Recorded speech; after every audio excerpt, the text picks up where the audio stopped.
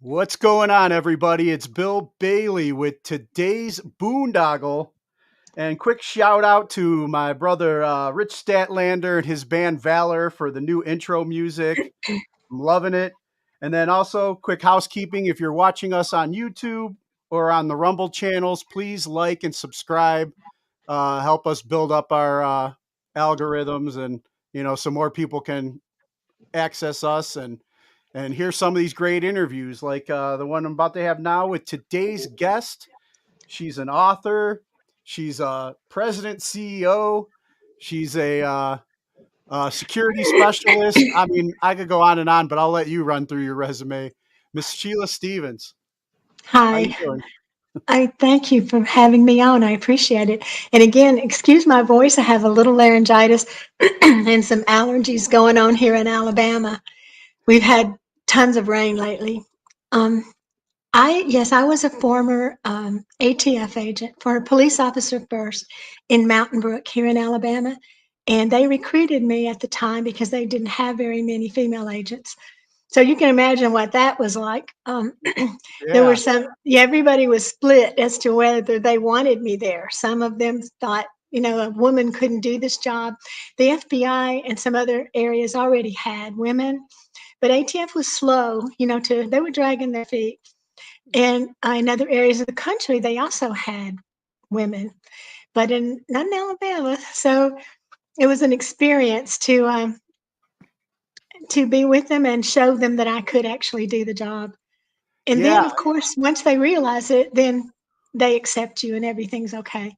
nice. I want to get into a lot of that because, like I said, you have a very impressive resume. But I like to when I have a guest on for the first time, like really go back. So, like originally as a kid, do you remember what you wanted to be when you grew up?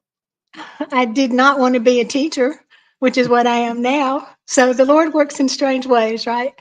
But, and I never thought about law enforcement. I didn't know nobody in my family was in law enforcement.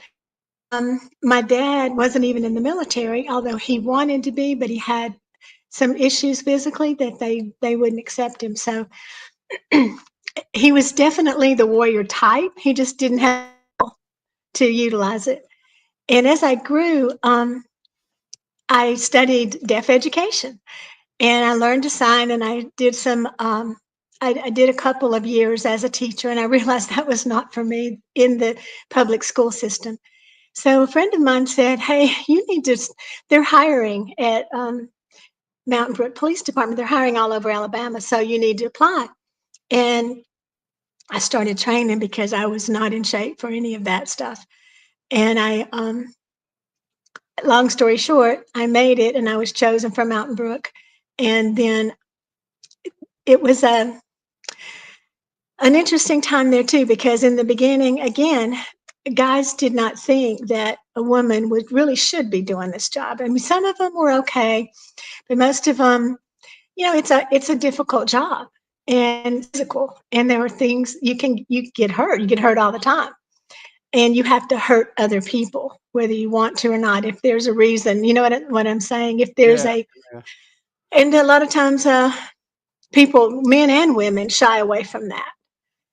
So Do it you took me a little while there to also become accepted, but then they did. and do you remember like I mean before your friend had even like recommended that you apply for that, have you always kind of felt like a calling for a greater calling to serve? Well, my mother would tell you that every gray hair she has comes from me and not from my brothers because I was a risk taker, and that is part of the personality type. And I would climb the tallest trees and jump out, and I would do things that, you know, even my brothers didn't want to do. And so I do think there is a certain personality type that is drawn to the protect and serve area. And there's a lot to that. And I'm in psychology right now. I'm getting my PhD and studying that very thing because, it's curious to look around and see why some people run toward danger and other people run away. And there Yeah. is a personality element, there's a genetic element to that. Yeah, I'm a father of two daughters and I see the difference between both of their personalities. And my youngest, who's 18, just graduated high school, and I'm curious because I see some of these characteristics, even though she says she wants to go off into business, but she's always kind of been my little like fighter, and stick Yeah, for others. Um, yeah. so like you know, through high school, you kind of you said you were kind of led into the doing sign language. Was there Mhm. something inside that was just like what kind of promote inspired you to kind of work with the deaf community and stuff? Well, that's interesting that you would ask that. My first husband, who is not with us anymore, was going into deaf education. He was getting he was getting his degree at the time I was graduating, and we started dating. Then, when we got married, we both went back to school, and I met a lot of the people and I fell in love with them. Their expressions, their way of life, their way of thinking is a little different from ours, but they're very alive people, and they don't get help a lot of times. And again, when I went with ATF, you have to have a foreign language proficiency to be a federal agent. And mine, they actually accepted sign language as my foreign language. So I was able to go around the country and interview people who were deaf, witnesses, suspects, whatever, even help them in court sometimes. Oh wow, it's amazing. And then so sticking with the timeline, you felt teaching wasn't really your thing. Your friend mentions the police department's hiring, and you decide to go for it. You go through the training, you become a police Yeah. officer. How many years were you a police officer before the transfer to ATF? About 6.5 years I was with Mountain Brook, and then ATF recruited me. And, when you're young, you never think about retirement. I'm like, okay, I'll get ATF's retirement. So, not being vetted, I went on to ATF, and then I was there about the same time, around 6 years, when I was injured. And I came So, back on crutches. They couldn't keep me away until they finally sent me a letter and said, you have to go home and be on OWCP because you've got a lot of surgery to have done. and what is the OWCP? The Office of Workers' Compensation Program, the federal Oh, office. okay. And then so you had a couple years of working with the ATF. What would you say? I mean, you said it was kind of like at first it was tough to earn everybody's respect being a woman in that field, but when was do you recall like when was the defining moment where you were like you were finally you felt you were in and you were part of the team? Um, it was one of the raids we went on, and they made me lead. And I think some of them thought that that would cure me, because I was going to be leading everybody. And we had several other agencies there and police from the area. And, they weren't quite used to taking orders from a woman, most of them. And so, even though there were women in the police departments and stuff, they hadn't really risen in the ranks that much. And so, after that raid, and it was an interesting one, then they they seemed to be happy with me. They weren't testing me anymore. It was like the same thing that happened to me in FLETC, the Federal Law Enforcement Training Center. They would test me, they'd push me in ways that they didn't push a lot of other people, or set things up for me in a different type of way. And I don't think it was malicious. I think it was that they wanted to test me and see if I could actually do it. Because, I mean, there are men that can't do this job. There are men that can't do a lot of jobs that women can do, even though they may traditionally look like um, male professions. So they gave in the beginning, but I loved the job and I loved the work, and I felt, there's one thing about that time that's different from this time. I do believe is that management's always an issue. with federal agencies, always. The people on the ground are the dedicated, hard workers that really feel like they're doing something good for the world and for their community, for their state. Um, and I think management has changed quite a bit, even more today in those federal agencies. And it's not the same place that I left. Yeah, I noticed that when I retired from the Navy too, how, the people that were usually like the guys that would always like fight for their troops, for their people, all of a sudden that was like they were becoming fewer and farther between, Yeah. and then even training was like becoming more like, behind a desk doing a computer simulation. It doesn't compare to real world, No, you know.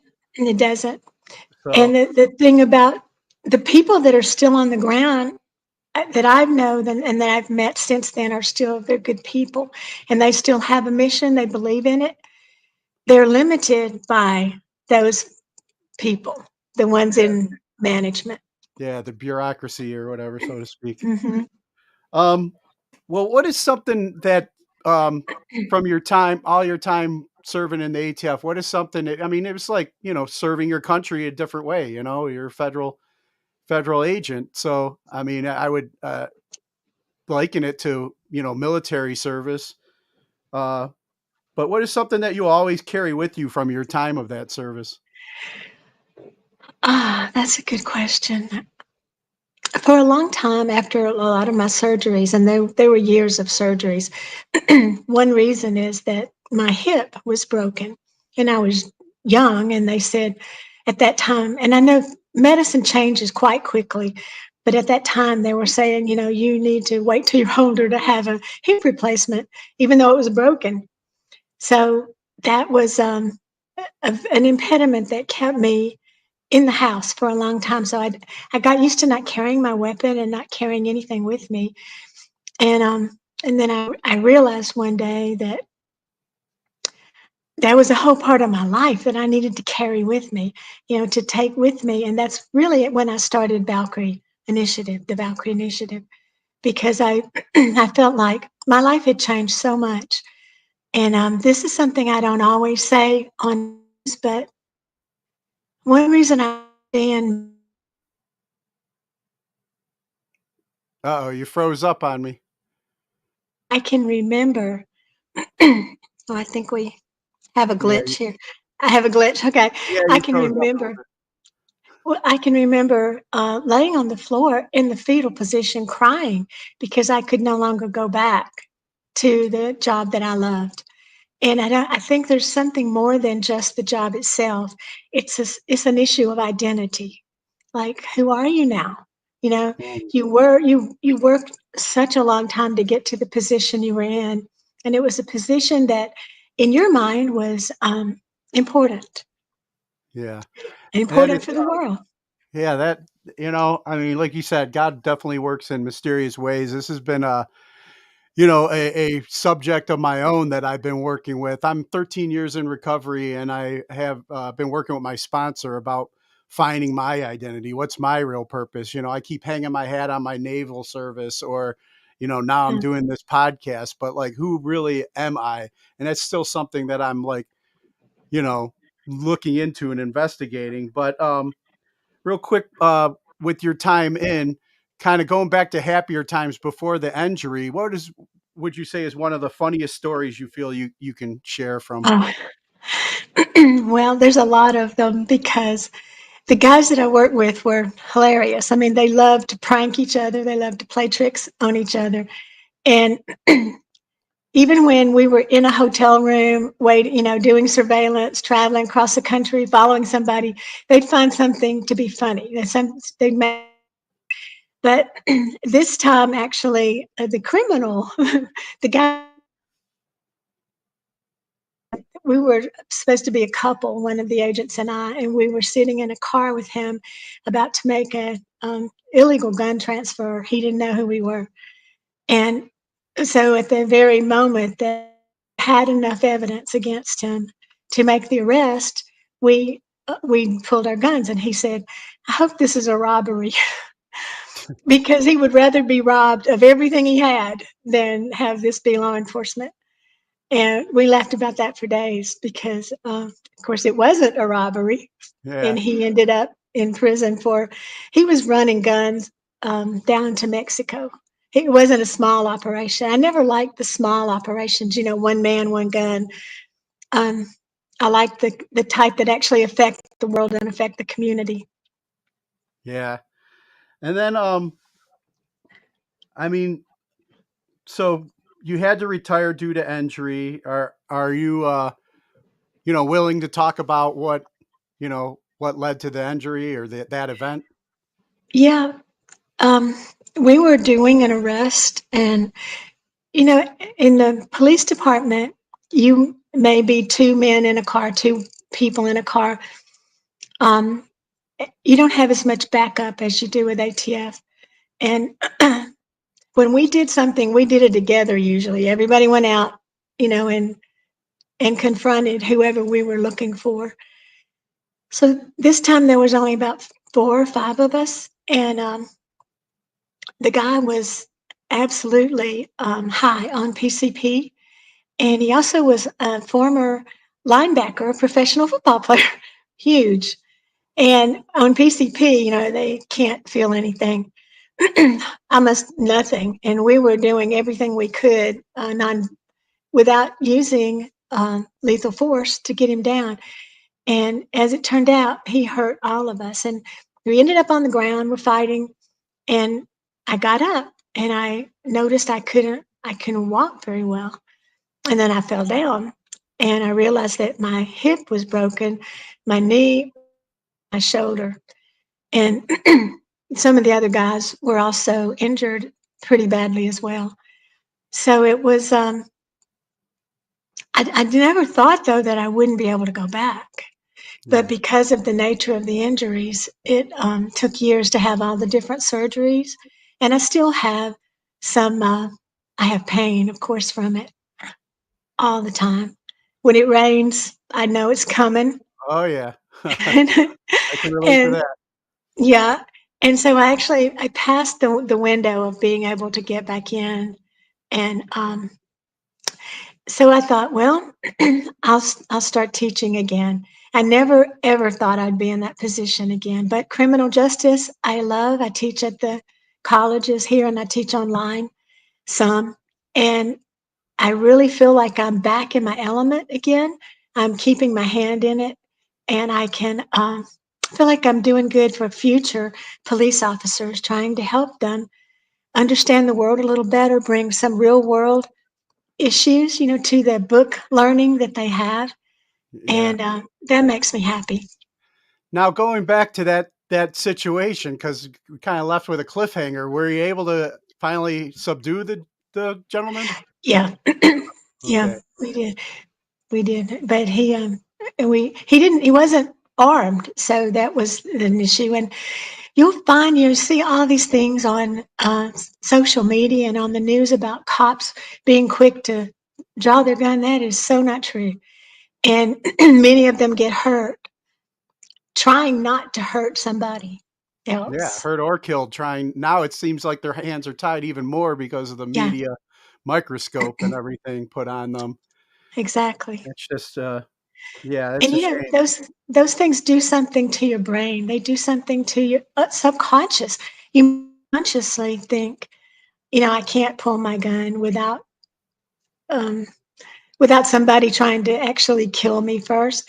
But there's a whole use of force continuum where you can pull out a non-lethal weapon and then a lethal weapon, and we're backing down from that because of the media. Everybody thinks they're going to see their face on the evening news, the next day.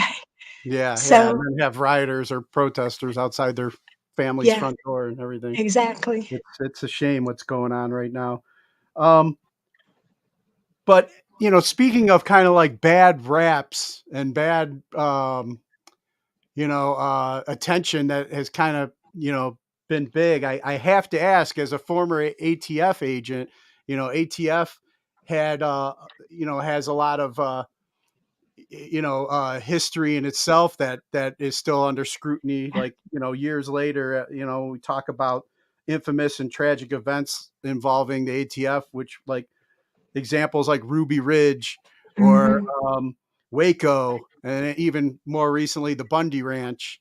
Yeah. I mean, I'd like to get your thoughts on those types of situations as being an agent yourself. I think that is when the agency started to make its turn, from when I was there before. It was, I mean, I was there still part of that era, but um, that's when it started to be different from when I entered ATF. And again, management is so important. Everything falls from the top. Yeah. And if somebody at the top, and like I would just tell you this in my office, one of the guys who was the least competent was promoted to Washington Hmm. because he plays golf with somebody. Yeah. There is still, I guess, still it was definitely then an old boy system where if you know somebody, and there's an element of that, I guess, in every agency or every corporation. You get to know somebody, you Oh feel yeah. like you know them, but the people in Washington never saw him on the street. He was ridiculous, ridiculous. Picked up a pipe bomb or what looked like a pipe bomb one time and shook it. Luckily, there was nothing in it. There was nothing to detonate. But that's the mentality that went to Washington.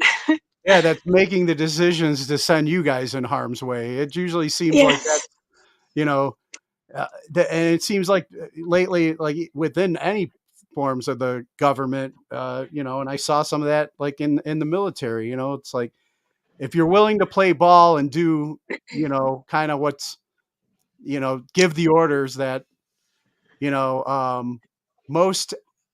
I mean, there seems to have been a purge of our military lately, and that's a whole nother conversation, I yeah, guess, to get into, of the people that have the good moral standing and are support and defend the Constitution. Uh, yes. Who they're real believers, true believers yeah, in what they're doing. Yeah, I think they are being purged a little bit, and it sounds maybe like a it's lot. happening in all the age, any form. Um, but yeah, I mean, after and that makes perfect sense with like the examples I gave with like Ruby Ridge and Waco, and I wonder how many of those men that actually were a part of those that had no intention, that it's something they didn't want to do, that now carry that trauma and that burden. I can And tell you that they have nightmares about it. I know people who were there, and the intel was so bad that all this friend of mine, one of the ones that I'm talking about, said he remembered is somebody said go go go, and nobody knew who said it, and that's a problem right there. yeah, Everybody did go, no, and people were not feeling good about it, but they're trained to do what, and I don't think anybody thought it would end up the way it did with the things they had inside of the camp just exploding and the fires and all that stuff. Of course, it was not intended, but it was. There was a breakdown between the top and the people on the ground, and yeah, they do have nightmares about it because at least the ones I know, because they never intend. You don't go into law enforcement to kill children. And law enforcement you know to take away people's rights. That's everybody I've ever talked to, and that's in my criminal justice classes too. You ask them why they go into law enforcement. They feel they are destined in some way to help people. They have the ability, they have the drive, they have the desire to actually make a difference in the world. And they yeah, think they're going to. And sometimes it turns bad. And they're more than anybody else. yeah. So, on that note, like, what would you say is one of your greatest hopes for the country that you'd been willing to give so much to during that time, and that you're still continuing to give back to? Oh, wow. Um, I would say I want us to return to our constitutional roots. I can actually teach the Constitution in my classes because laws are based on them. And so I can get away with that. So I Right. can present a lot of things that a lot of other teachers in my school would be reported for. And that's just the way schools are going now. They're very liberal in the management. And Yeah. Once again, management. once again, management it's the key. And the people, I just have to say this, and I don't know how to say this. The people who are against our constitutional values know that stacking all of the agencies, all the courts, all the school systems with people who believe the way they do is the way to go. And they've done that. Oh yeah. That's I mean, infiltrate the system basically. And Mhm. you know, I think it's been, history has shown like the only way, I mean, you can't invade America and hope to take it down. You have to do it from within. America's got to Exactly. self-destruct, and these people Exactly. definitely have patience and on their and you know on their side.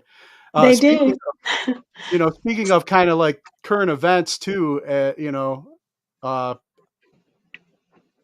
the label of domestic terrorism. How that is. I mean, during your time I'm sure that you've experienced like real domestic terrorists, Yeah. but your thoughts on the way the label's getting thrown around now, and like maybe even in regards to January 6th. It's a travesty. I mean, Timothy McVeigh was a domestic terrorist. People like that, he even had a manifesto against the government. People like that we would go after. There was a group up in Arkansas that we raided. There was a huge raid between all the federal agencies, Customs, the FBI, ATF, um, and the state police. They um, they were a group of people that had started as a Bible study, and they kind of changed into a doomsday group. The world's going to end, and the government's the reason, so we're going to fight them. And this huge colony, they kept people contained. They wouldn't let people leave the area, and it was almost like a volcano area, surrounded by water on three sides, and we could only reach it by one road, which is good for them, bad for us. And those types of groups are domestic terrorism. They plot to take down the government, any government. They don't care what it is. They one side or the other. They are for themselves. Those are the kinds of domestic terrorists that I believe we should be looking at, and they're out there. They're not they're not the people that go to school boards and complain because they don't like the curriculum that their child is being taught, or they don't like the sexualization of their child in school. Those people aren't, and it's killing me to see them being labeled as such. And the January 6 people, they're languishing. 48 hours you're only supposed to spend in jail before you see a magistrate and you're charged and the process begins. That's not happening for those people. And how can we let that? I mean, these things I'm looking around and I'm like, okay, next election, we pray we'll turn everything around. But the last election was such a travesty as well that who knows. But back to the thing I was telling you about the domestic terrorism. This is how the Lord works in my life, and I believe He does this more than we recognize. But that one road that we had to enter was we had a caravan of all kind of agencies coming down that road. The night before we left, um, lightning had struck the road, and there were claymore mines Wow. set up in such a way that the last one would go off with the last part of the convoy, and it would get us all the way up. So lightning struck it. How about that? Wow. And we would have never known it was even there. It would have just been all of us destroyed. So, I Wow. think, Yeah. I believe the Definitely had Lord God cares. on your side. Yeah. Yeah, I think He cares about every aspect of our life. Yeah, for sure. And wow, that's incredible. But like, you mentioned you're working towards some a PhD right now, or maybe a couple of them. Uh, emphasis in psychology. What Hmm. have you taken like from your time of what makes people tick that uh, where the light switch you've seen go off, where somebody you can get into the roots of their minds. Like I believe that that we're in every day's like we're in a spiritual battle myself, but Yes. you know the psychology of the people that have the best, that are the warriors that are raising their hand and wanting to defend and help others, and then the people that like, what have you learned during your time that you're now also able to teach and stuff The one about? thing that I'm glad you asked me that, because the reason I started is because I thought there was something broken about me, because when you are injured, when you have a career, and I had 12 years, it's not as long as some people do. I had 12, 13 years in law enforcement, but it's enough to stamp that life in your brain. Your brain is like, it's almost like the way the synapses connect with each other. It's almost like a record player. And the groove gets down in an area, like you're depressed or you're upset or you're ruminating over something, it'll just go around and around and get deeper and deeper and deeper.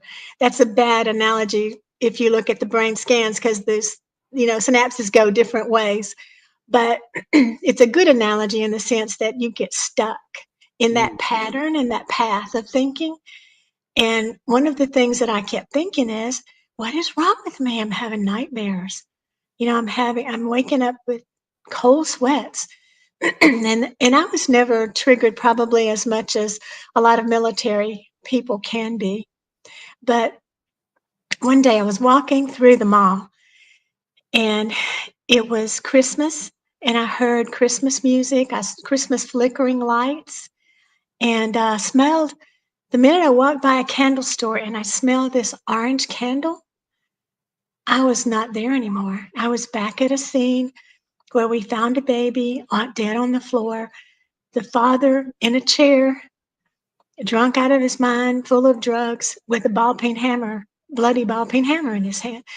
And that was such a traumatic experience for me. It's the first time I ever saw a child, hurt like that. And the funny thing was that there was rotting oranges coming from the smell.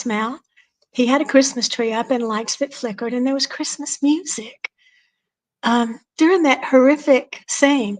And then the mother comes in wailing. I mean, all of that gets stored in a place in your mind when you have trauma that is not memory. It's a place in your mind that is experience. Does that make sense? It oh, comes back. definitely. It comes back just like you saw it, just like you felt it, just as if you were there. Not as if a memory is more like, excuse me, memory is more like you're looking at something on a screen, like a movie. This is Yeah. not a memory. So I talked to someone about it, and I realized that there's so much more to what we call PTSD, which to me is an umbrella term for a lot of different things that we're just now learning about. And that the brain and the personality is the key to finding out not only what is wrong with that person from the trauma, but how to change it, because the brain has plasticity. And if it can change you on that day, like the day I saw the child, change me enough that I remember it years later, from a smell of oranges and Christmas music, it's powerful. Yeah. And it can turn that, you can turn that around if you know how, if you know the proper techniques. And that probably saved my life. I know a I lot of people think about suicide. I thought about it. I never made any plans to do it, but I didn't mean to interrupt you. Go ahead. No, I mean everything you're just saying, especially about like the ruts that our brain kind of like, kind of creates from certain traumas and memories. And I've been on this journey since I've retired from the military. Um to treat my own PTSD. And I've learned so much about how the body keeps the score, how you hold trauma in your body. And, I feel like I've been, I mean, just recently, like with some people that are close to me trying to help me with, like I got these ruts that play like this low self worth, this low, there's this voice Yes. that keeps playing in my head, about, just my self esteem, my self worth, and I'm not worthy of love. I'm not worthy of this. And it's been, excuse me, playing so long, and I'm trying to learn. I've had to seek outside holistic treatments. One of the things that led me to be able to do this podcast was hypnotherapy. I did a lot of hypnotherapy to get into some of the roots of, where these traumas began, because we can compartmentalize things, and Yes. like you said, try and compartmentalize, forget all about it. But then there's the Christmas lights, there's the smell, and then your body just reacts. And Hmm. so, like, I've been on this journey, and everything you're saying right now is like things I'm still experiencing and dealing with, and it's just like, wow, this is I this interview was definitely meant to happen today. Well, I'm glad to hear that. Well, I'm glad that you shared that with me about yourself too, because that's when I started meeting some veterans and other police officers who had been forced to retire through injury. And I saw that we have a commonality through that. Even though, you did something different than I did abroad, I did a lot of it here. Um, and the same type of injuries occur to us, the same kind of, we look at the same kind of things that at the time you slug through, you finish what you have to do, and then you realize later that something has been altered in yourself. But see, for when I first started Valkyrie, it looked like everybody around me was talking about the broken soldier. And I don't believe it, they were broken. I think we're some of the strongest people, the warrior personality. There's actually a name for that. It's a warrior personality. And that has a certain a DNA sequence. And a lot of people, you can pick it out. Some of the different traits on the DNA that this people, they have been through things that other people would crumble under and finished it, done the job. Now, when they crumble later, they think they're broken. They're not broken. It's just that's the way the mind works. And years ago, I mean, I'm like almost beyond recorded history. We have a little bit of recorded history where when men came back from battle, there's a quote on a stone somewhere. And if I remember it, I'll send it to you who said it, but who wrote it. But it's a general from years ago. And he said, let the young men sit outside the gate, minister them, feed them, and care for them until their troubles have passed. So that did several things. They were able to talk to each other and work out the issues that were common to them and realize there's nothing wrong with me. Everybody's got these problems, right? This is a result of the trauma, the things we did, the things we saw. Um, and sometimes, even if it didn't feel like trauma at the time, it's trauma. And when, in all the other wars, but our present day wars, people got on ships and came home, didn't they? Yeah. Together. And they did the same thing. They decompressed. They talked to each other. And they saw that they were personally not the only one in the world that was having these issues. So I don't call that broken. That is a result of the job they do. and it can totally be reversed. I do hypnosis too, and I've seen a lot of things happen through that that are pretty miraculous because you get beyond the conscious mind that is trying so hard not to remember all that stuff, and you get to the mind that is the part of the mind that's remembering it, and you can address it in a state where they're the most suggestive and the most less likely to um, resist it. Yeah. I so when I originally came back from my deployment, I, like kind of was, I had hit, like, I guess my bottom. There was a lot of stuff going on with the mother of my children. There was all kinds of just, bad stuff I had to come home and deal with. I mean, the good thing was that's when I started getting sober. But as they say in a lot of the rooms with recovery, from drugs and alcohol, is the good news you start feeling again, and the bad news is you start feeling You again. start feeling again. Yeah, and I didn't know how Exactly. to feel and handle a lot of these emotions and process them, and so I isolated because I didn't. I used to be a very social person. Like, I was a concert promoter. I love live music. I love being a part of things.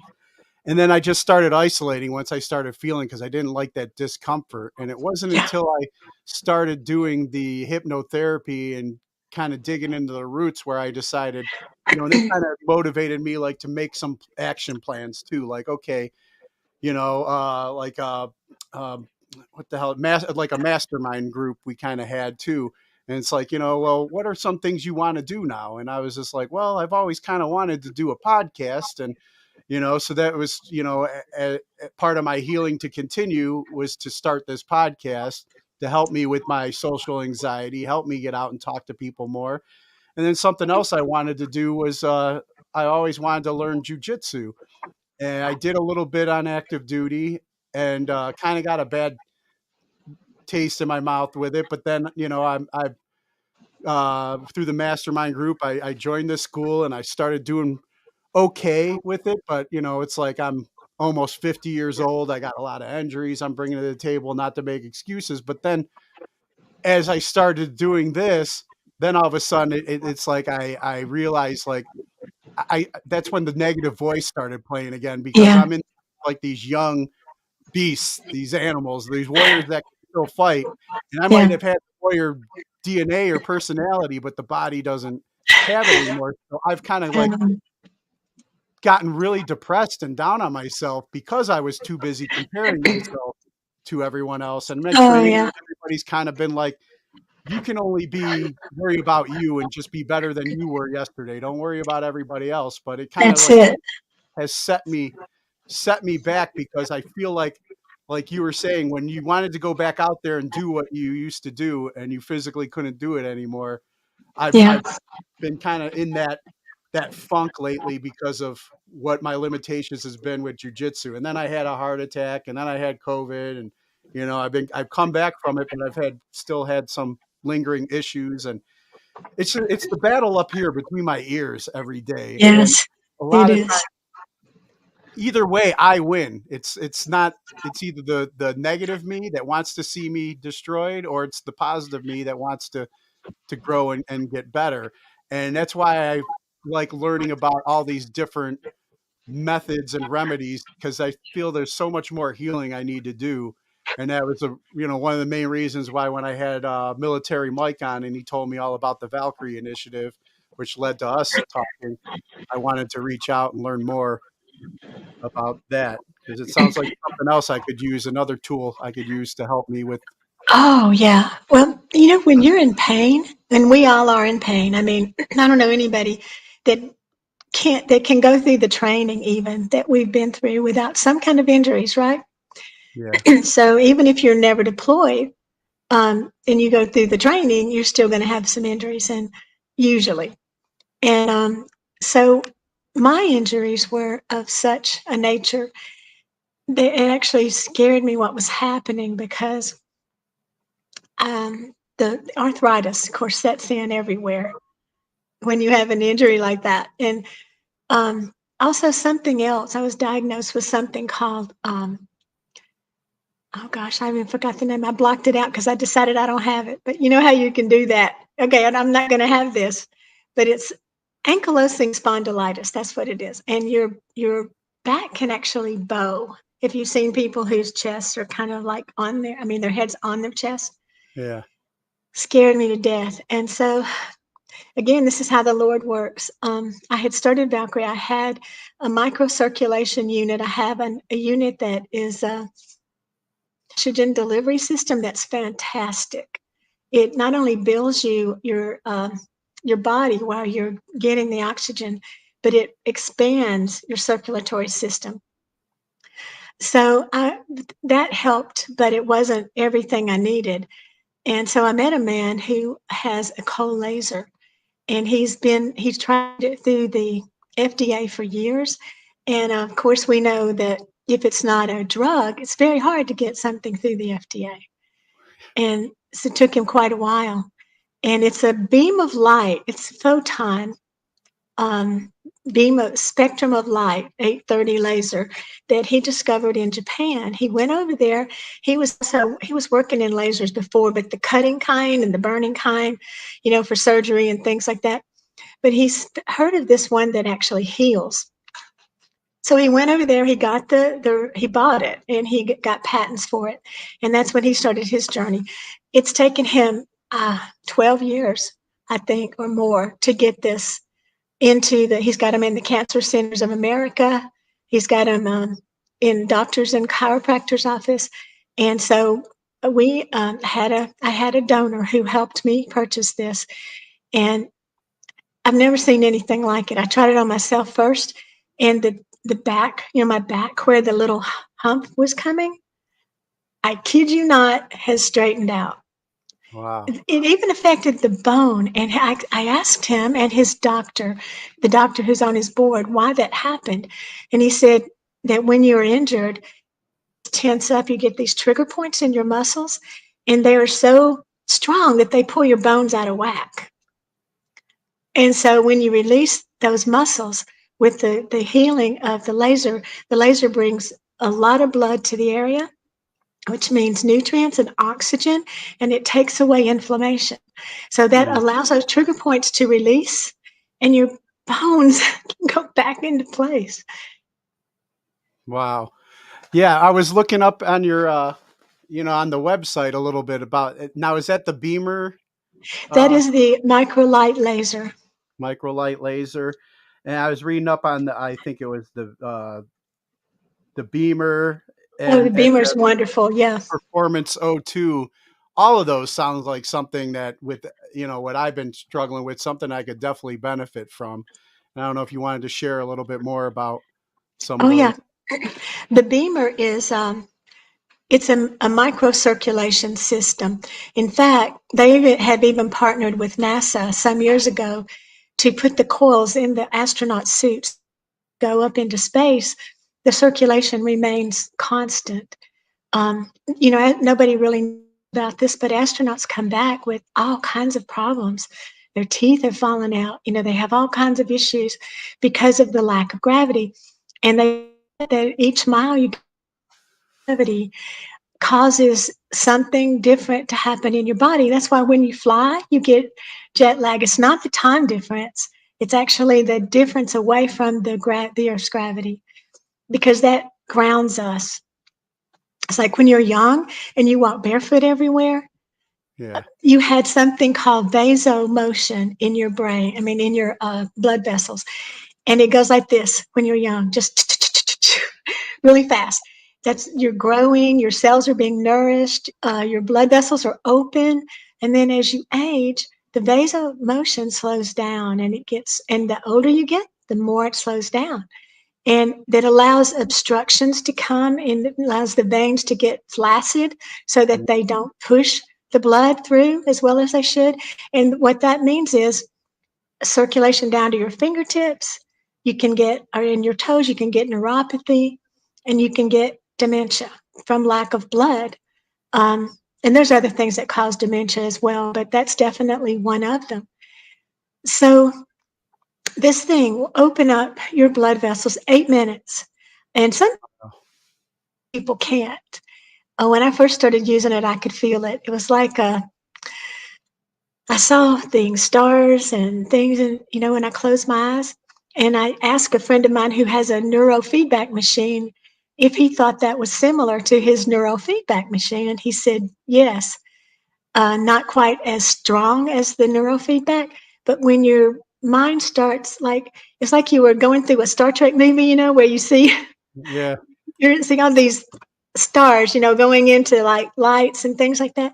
Your brain is being reordered. It's getting in the nutrients it needs to make connection stronger and make the vessels, even in your brain, thicker, wider. And when that happens, also cells roll through it faster. So that's immunity, right? yeah, yeah. Wow, and like I mentioned, I had that heart attack back in 2020, and it's because they ended up finding I had a 90% blocked right coronary artery. They had to put a stent in. I mean, I know, their unhealthy eating and living definitely contributed to that, but I also believe a lot of the stress and the PTSD that I Yes. put on myself has been a contributing factor. That's why I'm trying to get to the roots of, the stuff psychologically, but also, alternative therapies. It's like they want to write prescriptions. You got to take this I cocktail of know.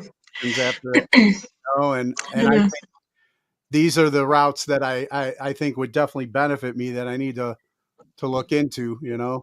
Well, can I tell you about the latest thing we just got? It's an infrared sauna. Do we have time for that? Yeah. Oh yeah. We got plenty of time. Okay. I have a friend who purchased this for the store. I have a security store business on one side and the wellness on the other side.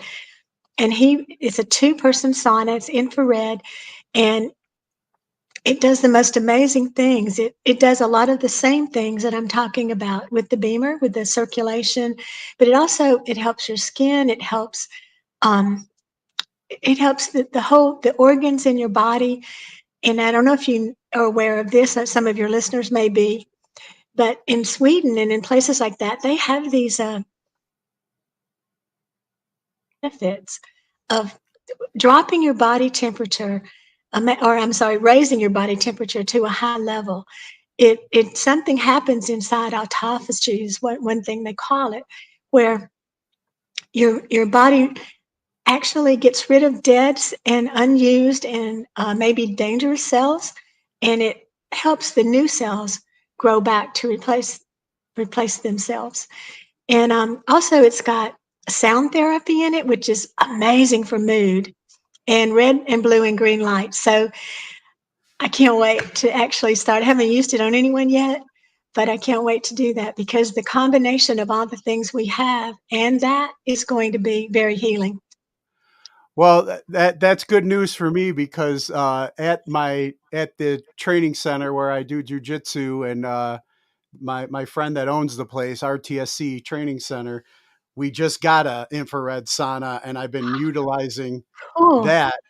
Um, I've been doing more recovery stuff, but I also was like, we do have an ice bath, and I was reading up on how like sit in the sauna for a little bit, get a good sweat going, and then jump in the ice bath. How that's supposed to help the vagus nerve, yeah. and I know I definitely really feel like, especially in the ice bath, um, calm. Like it helps my parasympathetic It uh, does. You're right. system or whatever. So we do have those, but it sounds like I still need to make a trip down there to visit you guys and try I'd some of love those it. other things out I'd because my love it. definitely my with my blood issues with my you know after the heart attack and everything like that, I do Mhm. feel like I feel like I've had circulatory issues like even way before this happened, because I'll always, I still Yeah. like to go outside and be grounded and walk barefoot and stuff, but you always get these kind of like I get those tingles like you're saying in the toes and the in the Yes. in the fingers and everything. Um, And you know what else I think is really interesting about all of this is that it's non-invasive. And yeah, I've had so much surgery, and you probably have, as I don't know, a lot of guys who've been in the military have had a lot of surgery. It Yeah. is, it, even the anesthesia will affect your brain for years. So I try to do as much as I can and try to help people as much as I can with non-invasive therapies because when you cut the body, you really make it's a trauma to the body. Yeah. If you have to have it, you have to have it, right? And thank God for the medicine that can do that, like heart transplants and, putting a limb back and things like that. But mostly medicine doesn't understand about prevention, except for the few functional medicine doctors who are actually rising really numbers in the US today. And they are using these types of things that we have and we sell them as well. And they're manageable. If you buy any piece of equipment, I mean, this is comparable, much less, of course, to a car from a car or anything like that. But it's worth every penny that I ever spent on any of this. If it was just for me, if it was just for me and my family, it would be worth it. Yeah. Yeah, I've realized too on my healing journey, like unfortunately it's like the VA is like way behind on a lot of these types of things. So I've had to pay a lot out of pocket to try different things, like, I've done float tanks and stuff like that. I've done I mean, now the VA is actually paying for my acupuncture and chiropractic Cool, that's great. which is great. But any of these other things like the hypnotherapy and any of the cryo I was doing and stuff like that, it's all been like I've even I got a doctor nearby that does ozone, and I've been even trying some of that because I've had some surgeries, and like you, I can tell when it's going to rain and stuff like that. I got herniated discs in my neck that they wanted to cut on. I haven't done anything with. I have a shoulder issue. I have a torn meniscus, and I've been trying to avoid just going in and getting surgeries. I'm trying to find some of these other, I've even heard of stem cells and stuff like that. But I know there's stuff out there. It's unfortunately the stuff that actually helps us and heals. Big pharma doesn't get a cut of. So Well, we don't charge veterans or first responders. The reason I started the store was to bring the public in to pay for the treatments of the veterans and first responders. And it's a good model. We're in a shopping center that just emptied out because of COVID. wow, So we're going to be moving soon to another location. But we take donations and we're trying to raise money so that we can actually gift a veteran or two with some of this equipment. Like if you needed the laser or you needed the beamer, whichever one you needed most, we're trying to set up things to save money. We do. I think Mike told you about the Do a Set for a Vet that we're going to be yeah, doing soon. Yeah, that's supposed to, every penny will go toward services for veterans and also building a pot so that we can give these things out to people who can't afford them. nice. And like so, before I forget, then, for our audience, if there's any people that hear this interview and hear that story, where would they be able to, if they want to support and donate? Where would you refer them to? The ValkyrieInitiative.com on PayPal is a wonderful place that, everybody likes PayPal. Well, I don't know if they like it, but they use it. Yeah. And it's available. And also I have Cash App and I have different other modalities. Contact me on Facebook or my phone number. If you'd like me to give it out, they can contact me there. Yeah, I mean, I don't know if you're comfortable with that, or rather just have them go to the website or something They like can that, do or that. whatever. Yes, they can do that. You know, um, I wanted to talk too, like speaking of, I mean, we talked a little bit about some of these alternative treatments, um, but you very passionate about criminal justice and security, have a laundry list of degrees and certifications and training.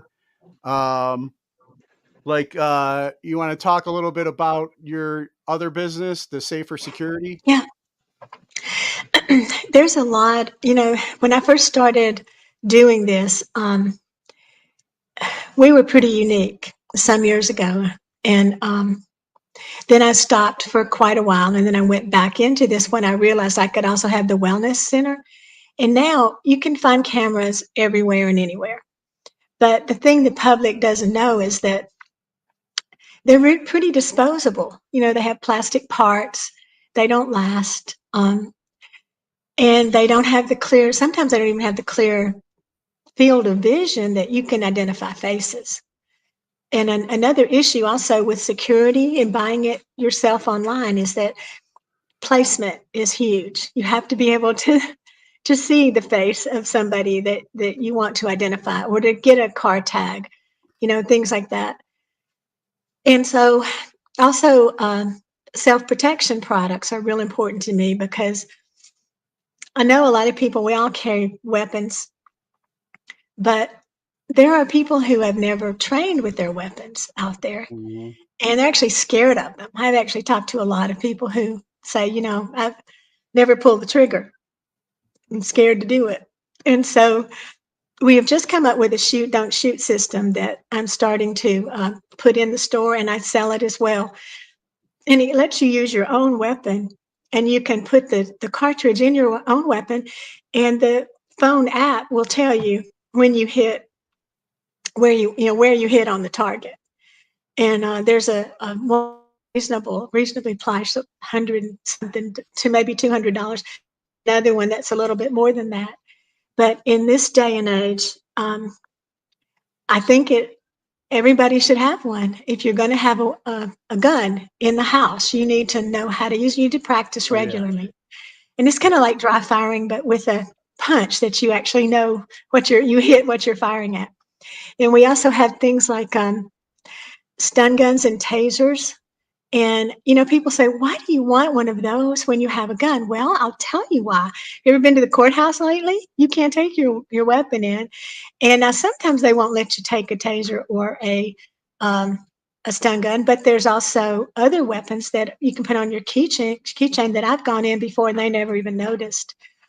Coubatons and things like that. And when we have hidden cameras, which are uh, in everything you can imagine, a tie, glasses, regular glasses or sunglasses, and pins that you can record or snap pictures. And the beautiful thing about the pin to me is that if you're signing a contract, say you're buying a car, and the salesperson is going on and on and on about the wonderful benefits you're going to get.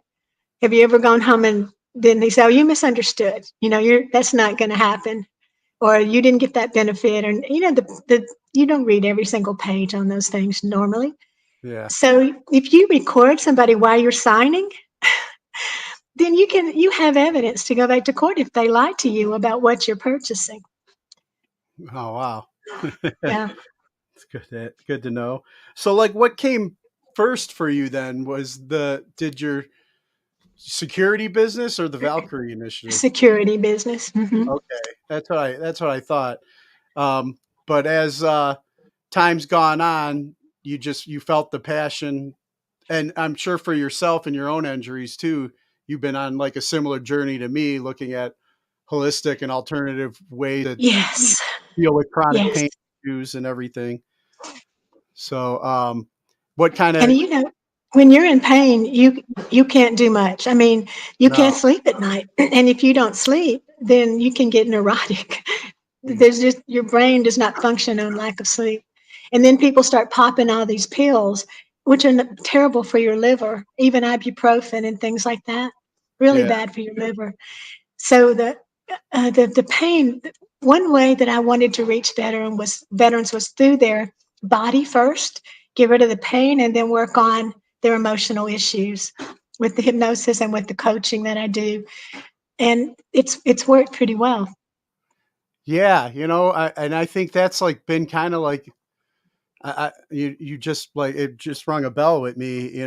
It's kind of I've kind of been going maybe the opposite direction, and maybe that's why I'm still experiencing these setbacks because I've been in chronic pain, and I've done a few things for the pain, but you know, I guess I felt like I needed to get into the mind to at least have the courage to get out and stop Right. isolating to get. But I know there's a lot more I need to do because it's like like with those ruts we were talking about in the brain, I keep just hitting these walls, and and a lot of it's with pain. Like I know if we don't get good REM sleep, our body can't heal, our brain can't heal Yes, properly, and everything, and that's definitely been an issue. it is. And when you don't dream, also that's an issue. And I think sometimes I've heard guys tell me, I don't want to dream because when I dream, I have these terrible dreams, you know? Yeah, And that's where sometimes hypnosis can help, or just having a kind of a set standard before you go to bed. What do you do? How do you get away from blue light? Just there's a lot of things you can do to make yourself sleep better and wake up more refreshed. Because if yeah. you don't sleep, you're also going to age pretty fast too. Oh, yeah, I'm feeling it. But I you just said something else that the darn, what was it? You talked about the routine before going to sleep, but then there was something I was going to say with man, it slipped my mind now. Um, because I Talk wanted about the blue light. Well, yeah, I mean, the blue light, I set up like, like screen timers or whatever, on my phone, but I need to put that out, almost completely before I go to bed. But I also listen to like, guided imagery and stuff like that That's great. to help me with my sleep routine. But, darn, I totally forgot what you had said something and I wanted to ask you about it and follow up. Um, Maybe you'll think about it as we talk. Have yeah, you yeah. ever done hypnosis when you go to sleep? That's a little bit like the guided imagery. Um, you can No, put yourself to sleep. Oh, okay. Yeah, no, I've done like hypnotherapy with an actual therapist that put me in and, kind of worked through. That's how it was brought back to my attention of, some of the trauma from when I was younger, when I was 19 and I first went in the military. There was some stuff that I had compartmentalized and it's like you got to go back to those to dig the roots. I'm looking at my last deployment of some of the things I experienced and then I'm like, well, why is this so bad? It doesn't seem and then I'm comparing my trauma to other people who've like experienced much Yeah. worse things, so then I'm that voice is putting myself down because it's like, oh, Yes. why are you so weak, when this guy went through that. That's so classic. But you brought up another, well, you touched on another issue I wanted to bring up too, is a lot of us, and I'm not sure what the reason exactly is for this, but I do know that the research shows that a lot of first responders, a lot of military personnel have had prior trauma, childhood trauma. And in my case, I kind of know what it's about for me. It was like, my gun is as big as yours, my badge is as big as yours, and Yeah. nobody is going to take advantage of me anymore. And that seems like a recurring theme in some people who want to protect and find justice, finding justice. Like you couldn't find justice for yourself, but you want to now go out and find justice for other people. Oh, yeah. And that is really recurrent in people who hunt these predators, who hunt children and traffic children. That is definitely a theme that I have found in some of those guys. Wow. And then you Yeah. have one trauma that compounds, on another your military trauma, and you have your nervous system can't handle but so much of that without addressing it and facing it and taking care of it and reversing the patterns that started it. But we don't know that. And when you get out of the military, or like me when I left law enforcement, there's no debriefing. Yeah. There's not really. The only thing that is that don't they make you sign something, don't talk about this the rest of your life. Yeah. And that's the debriefing. Yeah, yeah, or it's like, they put all this effort into training you for the job, but when you come back, broken and can no longer do it, they don't do a hell of a lot for you No, getting out, you know? I think they just don't know how. They're stuck in the medical model, which is give pills and, do tests. Yeah, yeah. I think that, yeah, and I am kind of remembering because we talked about dreams. That's what it was. Okay. And there's a time, and it's for me, it seems like it's always around the same anniversaries or something where I'll really, Yeah. have some of these nightmares that come back. And I was talking to the VA about some of the nightmares that I was experiencing, but then so they were like, once again, there's another magic pill that helps you not have nightmares. I guess they wanted me to take. And I go, well, that would, and I asked him, I go, well, does that mean I can't dream at all? And he said, yeah, it makes so you can't dream at all. And I'm like, So well, not good for you. yeah. And I said, well, then I'll deal with the nightmares because sometimes my dreams are the best life I'm having right now, There you go. and I don't want to, take to have that taken from me either. So Yeah, and it's that stage of sleep that renews you and refreshes you and actually works on your healing your body and your cells, even at the cellular level.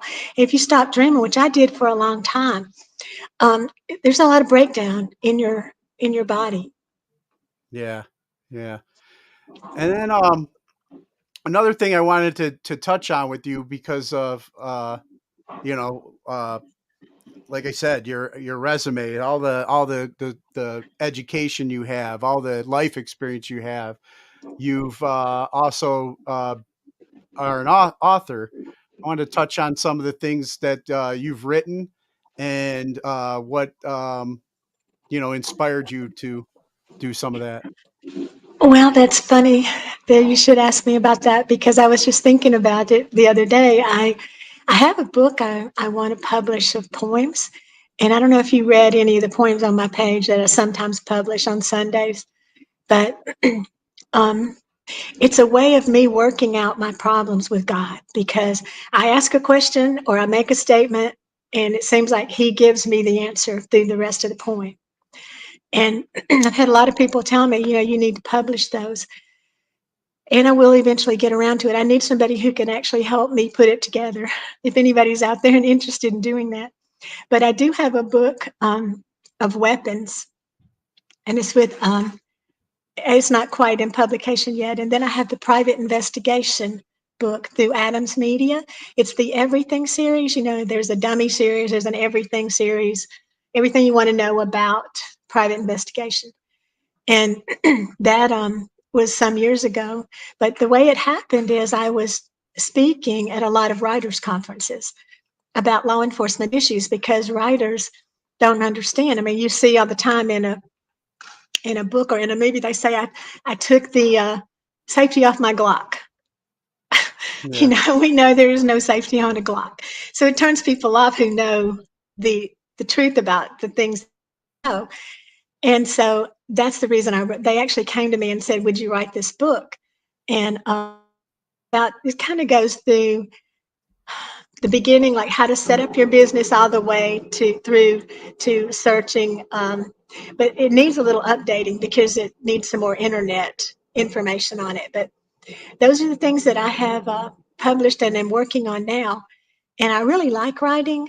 I'm about to start a blog, and I think it's going to be more about the wellness, but also some about the security areas. Nice, nice. Well, and there's so much more that I feel I could talk to you about, with all your wealth and knowledge and experience. But we've been going on it over an hour now, and I don't know if there's I keep seeing somebody stepping in and like somebody needs you for something. So um, Oh, I'm you know, sorry about that. no, no, no, no problems. But before we would get ready and wrap up, I wanted to ask you a couple of questions that I normally ask my guests on here. Uh, Okay. I'm a big music fan. I sometimes have musicians and stuff on here. Are there who are your three favorite bands? Oh my goodness, that's a hard question. I love music of all type. I'll tell you who I really love right now is some of the have participated in my album. I guess we haven't even talked about that. A couple of years ago, I made an album, and I has asked a lot of these veterans who have turned to give me a song. So Pacific Records picked it up and put it everywhere for us. They got not a penny for doing it. They put it on Amazon, iTunes, CD Baby, everywhere you can get music. And it goes directly into Valkyrie's account when you download it. And the songs are amazing. I tell everybody it's the best unknown album in the entire land. It'll make you cry. Uh, it's the guys' lived experiences that they have put into songs. And one of the ones on there, he's not a veteran, but his dad was, and his grandfather, D-Rock. He's they call him the Dreadlock Cowboy. He's in Tennessee, and he does classic, kind of country rock and classic rock. And he has two of the songs on that album. He's amazing. If anybody really wants to hear an entertainer, and he's got one of the songs called "The Uniform" that I just challenge anybody to listen to without crying. Go on YouTube, look up D Rock, "The Uniform," and you'll see what I mean.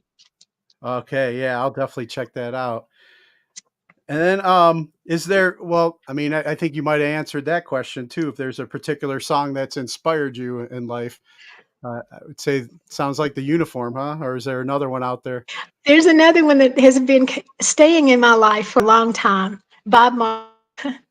Everything's going to be all right. Um, Uh, I know that sounds silly. It's kind of yeah. trite, but I love it. Well, what's funny is when I used to do the hypnotherapy retreats and training, we would close some of the weekends with that song. So Oh, really? yeah, That's yeah, we'd get cool. in a group like circle or hug and sing that song. So I it's love it. And there's a little boy online that he's on my page. If you go look at him, he sings it. He's maybe 5, and it's precious. nice. And then, what class do you feel should be mandatory before graduating high school? Oh gosh. I think that everybody should have some kind of security class. And I think some kind of financial awareness class. They need to learn how to write a check, how to keep a checkbook, I know everything's online now, but you know what I'm saying. It's some practical information.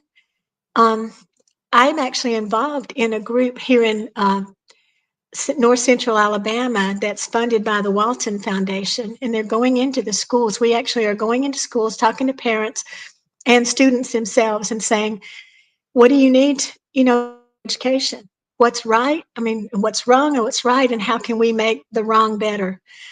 And we found some alarming statistics. Reading comprehension rates as low as 24%. Then Mm, they graduate, 82% of those kids. yeah. So that has got to stop. I mean, education needs to turn. Um, we're pushing some of these kids up because of behavior problems, and that just can't continue. The behavior problems have emotional problems, trouble at home. They get in gangs. We can do something about all of that with mentorship. In fact, when I taught at one of the schools here, I went to a civic center, a civic club, and I said, this is what's happening to these kids. They don't have books. They don't, their internet and the computer doesn't work. They have teachers that sometimes have grown complacent, and they gave me computers with software on it that highlighted the word and said the word at the same time. These kids started to read. They couldn't read before. So Mm, I brought in some of the people from the club, and they actually took the kids with them to learn how to work in their organization, in their business, and it changed their lives forever. If you have one person that believes in you, that's research has shown this over and over. One person, even if you have a terrible family, absent family, all kinds of trauma. You have one person who will take you under their wing. You can make it. I mean, students do make it. But, and I'm not talking about the Mountain Brook areas. They got 99% reading proficiency. I'm talking about the inner city type schools. Yeah. But there are a lot of them, and the students are languishing in them. And those are kids that are going to vote. Those are kids that are going to be, if they can't read, they're going to have babies. They're going to have to feed their babies. They're going to be crawling through your window at night. So it's Yeah. actually crime prevention strategy, even if you don't care about the kids at all, which I do. But if you didn't, it's the time to attack that issue, not when they get ready to go to prison. Yeah, I agree. And going back to like when you're talking about the cameras to watch contracts that you sign and stuff like that. I mean, you can't read them and you're signing, I mean, it's just it's That's just for predatory lenders and stuff like that. They seem to be the prey, exactly, you know. exactly. And then who are like three people who've inspired you or you can credit for making you the person you are today? Goodness. Uh, you know, I'm going to say one is my dad. He was an alcoholic, and he also gave me other problems, but he was a self-learner, a self-starter. He didn't even get through high school, and he rose pretty high in the business that he was in, and he never ever gave up. And even though he was an alcoholic, he made an influence on all of our lives. When we were young, we started first grade or kindergarten, first grade. We knew how to read. We had a vocabulary that was just out of sight, and the teachers would always comment on it, which made me real popular, of course, in school with the other kids who couldn't read. But he, I guess, he started my intellectual journey early, even with all his issues. There's a reason that he was my dad. That's one person. The others, one of the other people I can say is my training officer at Mountain Brook. He was an amazing man. The first time we ever arrested anyone, I was shocked because he was treating them like family. Can I get you a Coke, bud? He was a younger kid and he was treating him like a father, and the kid broke and told him everything. He didn't have to get out the whip, and it really made an impression on me because I do honestly believe that if people think, even in the criminal justice system, that you care about them, maybe they're looking for a way out. And these kids that I saw him deal with, and even adults, he did give them a way out. And he made a big impression on me because he cared about everything deeply. Um, he's the first person I have a story about this on my website. He used to call me baby cop because when we had some of the first people we met said, that's not a man, that's a girl. And the other person, they was bringing this TV out of a house, and we surprised him. No, that's a baby girl cop. That's a cop. That's a baby girl cop. And so he laughed every time he thought about that. And but he was a good man. He was not somebody just there for the job.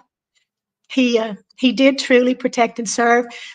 He would get a call from some old lady in an apartment who said, "I can't close my window. It's raining," and he'd go do it. We'd go close your windows if Wow. if we weren't on a call or something.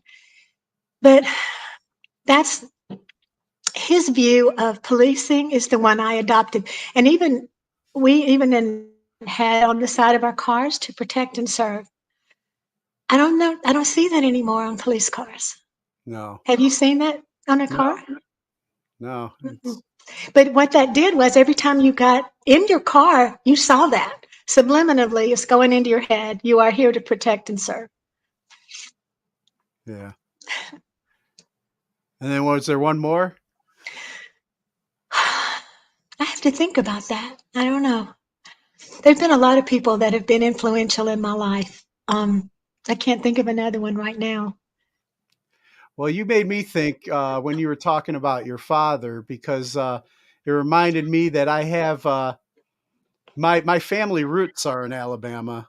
Actually, Ah, my father, I think it was like Rockford or Rockland or something like that, part of Okay. Alabama. But you know, him and his twin brother were raised in an alcoholic home. Their mother died at a young age, and this was back in the days when moonshine was a thing. And Yeah. their when they lost their mother, their father kind of went off the deep end with moonshine, and this is back when they institutionalized Yeah. alcoholic. Yeah. And then they lived with an uncle who was an alcoholic that beat them and would abuse them. And him and his twin brother ran away from home and hitchhiked to Florida. And Wow. a police officer picked him up, saw him on a park bench in Tampa, Florida, and took him in, and then ended up adopting them. I mean, this is how things were back then, so that became my grandfather. I'm named after my father's twin brother, and they both went into World War II in the Marines. Both came back alive. They were in an invasion of Okinawa, and I mean, just so much trauma that my dad was raised around. I grew up around PTSD, but My you know, dad too. He had PTSD from other issues too. Yeah. yeah. And And then they came back, and then he lost his twin brother to a drowning accident. oh You my know, goodness. so I look back, and when I look at some of the things that maybe my dad gave to me as a young child, some of the trauma that I experienced, um, just by physical abuse or whatever. I Mm, thought I deserved it because I did something wrong and set him off, there but you go. Yes. I understand that. but after I went off and did my deployment and came back with my own PTSD, but then worked my recovery. We had a good ending before his life ended at 92 years old. I was able to say all the things I needed to say to him. He was able to tell me how proud he was of me, and That's we had a great. great. So it's like I struggle sometimes, like when I go back to deal with that trauma, like I'm condemning a dead man who I had peace with when he passed, and I feel guilty, but maybe I do need to let that go because he didn't know what he didn't know when he was growing up either and what he experienced. You know, it's interesting that again that you bring that up because that's also an issue for me most of my life.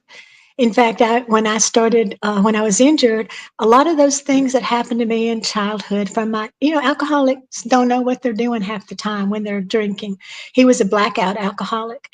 And so actually, those things came back to me after when I was injured. I found out that it happens a lot to a lot of people because if you're injured and you're hurt and you're at the mercy, so to speak, of a doctor, of other people, to get you around, you become the child comes back prominently in your life. And it's a good thing in a way because you get to resolve those issues. And I always thought, I even asked the therapist one time, why was he my dad? His alcoholism was so terrible. And I said, when all the things that happened, God, where was God? What did he do? And he said, he was always there. And it could have been worse. People do worse things to their children. And I finally realized my dad became a Christian. He died, which is pretty amazing too, as we'd been praying for him forever. But I learned to look back and see the good because the bad was so bad, I forgot the good. Oh yeah. I forgot it. And there's a reason he was my dad. There was a reason that, and I believe everything has a reason, even though I know the Bible says sometimes the rain falls on the just and the unjust, and it just is. But in the area of your parentage, look how in the Bible they chronicle Jesus' parentage. It was very important. Somebody beget somebody, and somebody beget somebody else.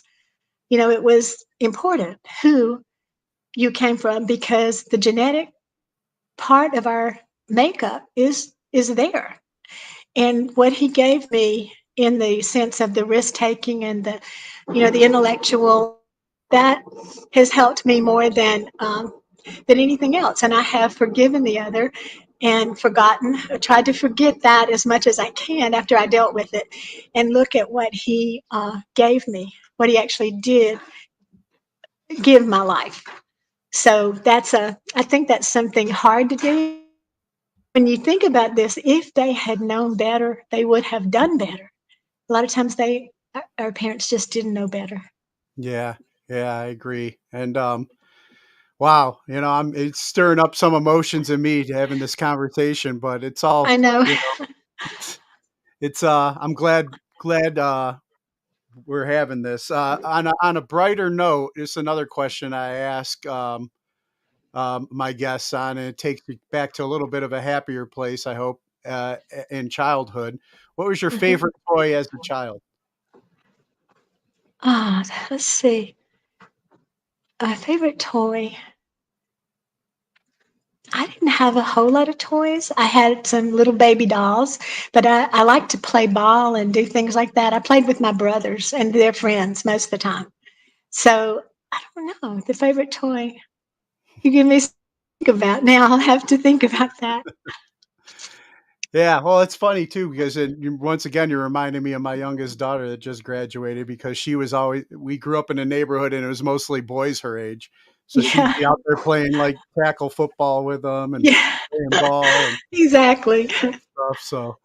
Um, so I don't know what she would say is her favorite, but um, and then we've talked about Valkyrie and your love and support for the veterans, but any message that you have for our military members currently serving overseas?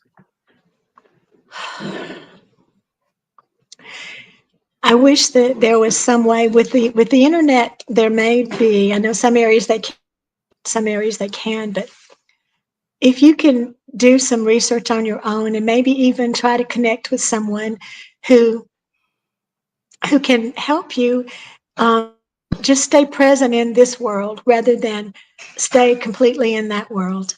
That's one thing that happens to police officers too. They are in their own world, right? Yeah, They hang around with just mostly police and criminals. And I think that if you can stay connected as much as you can to your family, it's very important.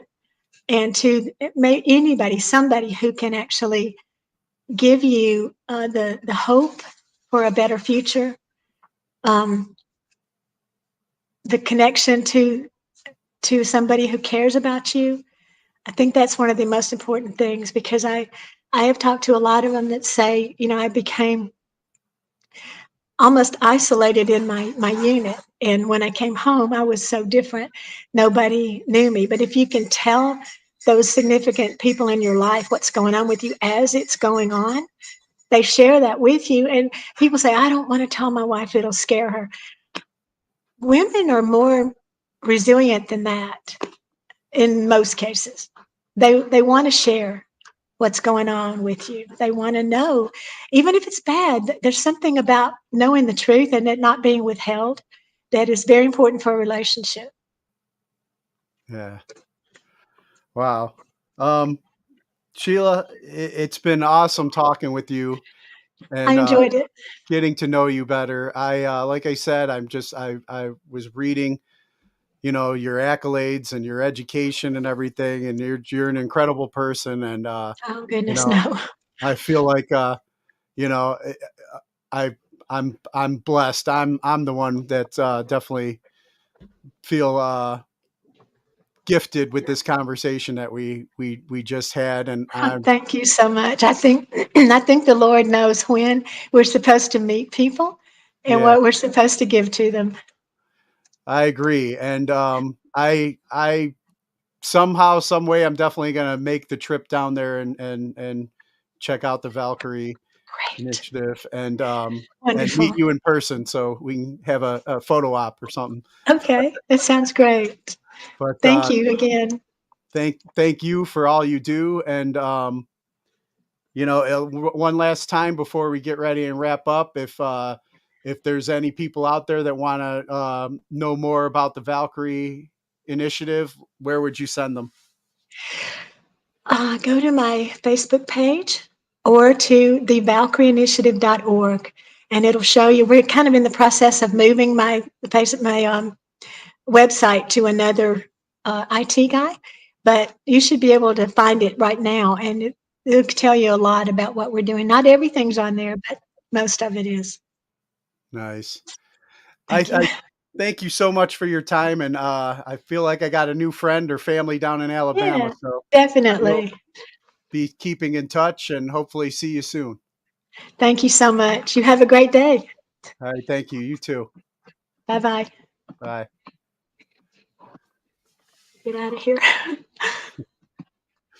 I'm not sure where to turn it off. There it is.